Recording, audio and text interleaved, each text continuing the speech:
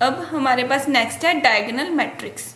Diagonal matrix में हमें क्या है कि जो एलिमेंट्स डायगोनल पे हैं वो क्या होंगे, नॉन ज़ीरो होंगे, और जो other elements other than diagonals हैं वो क्या होंगे, ज़ीरो होंगे। जैसे सबसे पहले डायगोनल एलिमेंट्स क्या होते हैं वो देख लो।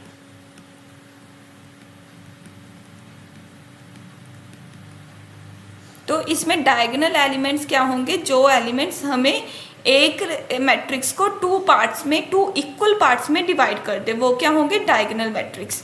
जैसे ए ई आई जो है वो क्या है, इसमें डायगोनल एलिमेंट्स हैं,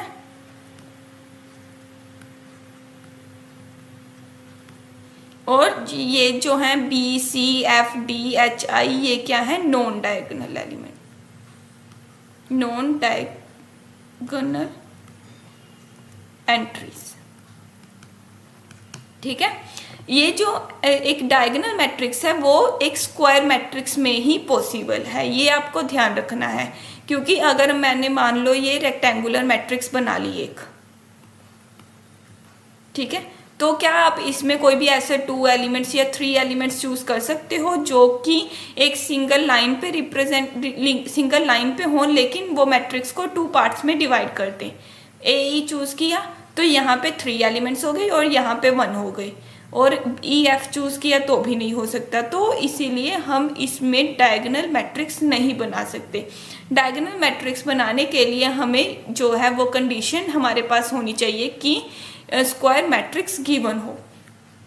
ठीक है, तो स्क्वायर मैट्रिक्स में अगर हमने डायगोनल मैट्रिक्स लिखनी है तो डायगोनल मैट्रिक्स कैसे लिखेंगे कि उसके डायगोनल एलिमेंट्स अलग हों और बाकी जो नॉन डायगोनल एंट्रीज हैं वो सारी ज़ीरो हों। जैसे कि हमारे पास हो सकती है 1 0 0 0 0 0 0 0 2, ये भी हमारे पास एक तरह से डायगोनल मैट्रिक्स हुई, क्योंकि सारी डायगोनल एंट्रीज में कोई एंट्रीज जो हैं वो नॉन ज़ीरो हैं।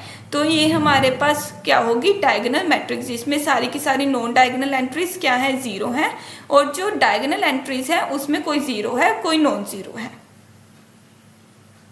अब नेक्स्ट है हमारे पास स्क्वायर मैट्रिक्स। स्क्वायर मैट्रिक्स भी डायगोनल मैट्रिक्स की ही एक प्रॉपर्टी है, जिसमें कि अगर हम ये वाली जो एंट्री है, ये दोनों एंट्रीज को हम इक्वल कर दें, मतलब कि सारी की सारी डायगोनल एंट्रीज इक्वल हो जाएं, तो ये बन जाती है स्केलर मैट्रिक्स का square matrix whose entries other than diagonal entries are zero and diagonal entries are equal. ठीक है, तो ये हमारी बन गई स्केलर मैट्रिक्स। जैसे हम अगर बना दें 2 0 0 0 2 0 0 0 2, और इसमें एक और प्रॉपर्टी है कि अगर हमारे पास एंट्रीज जो होंगी वो डायगोनल एंट्रीज 1 हो जाएंगी, तो ये हमारे पास बन जाएगी आइडेंटिटी मैट्रिक्स।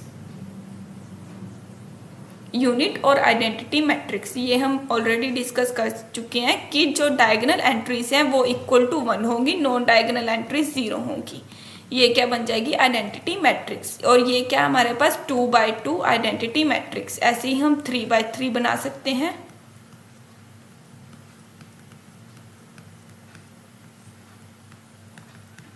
ठीक है, तो आइडेंटिटी मैट्रिक्स क्या होगी, n by n मैट्रिक्स, जिसमें a i i जो होगा वो 1 होगा for all i, and a i j is equal to 0 if i is not equal to j। अब ये नोटेशन तो आपको समझ आ ही गई थी। तो अगर आपको किसी ने ये मैट्रिक्स ऐसे बना के लिख दी है कि इसमें मैट्रिक्स में क्या है, a i j है और a i i जो है वो 1 है, और a i j is equal to 0 for all i not equal to j, then ये क्या होगी हमारे पास आइडेंटिटी मैट्रिक्स।